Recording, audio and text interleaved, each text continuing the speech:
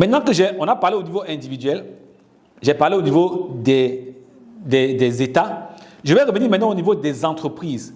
Parce que je me suis dit, je vais vraiment faire de la recherche pour voir quel est le comportement et l'impact de l'épargne, quel est l'impact d'avoir du cash.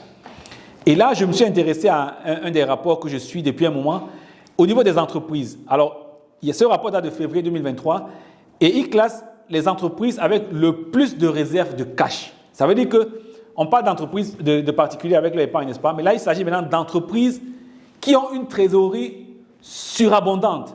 Alors, si on me dit que l'épargnant est perdant, comment cette plus grosse entreprise-là arrive à conserver des niveaux de cash qui font peur?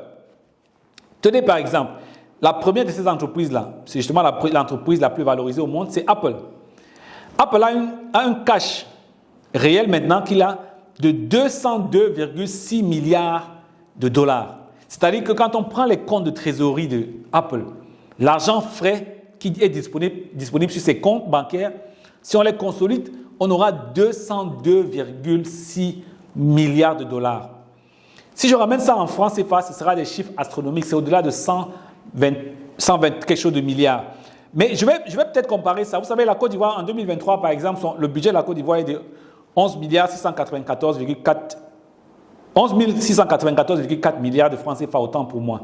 Ça veut dire que les réserves en cash que Apple a, ça fait plus de 10 fois le budget de la Côte d'Ivoire. Imaginez-vous, une seule entreprise, si le budget de la Côte d'Ivoire restait le même, cette seule entreprise, à partir de son cash qu'elle a de côté et qui ne touche absolument pas son exploitation, peut financer la Côte d'Ivoire pendant 10 ans. Vous savez ça?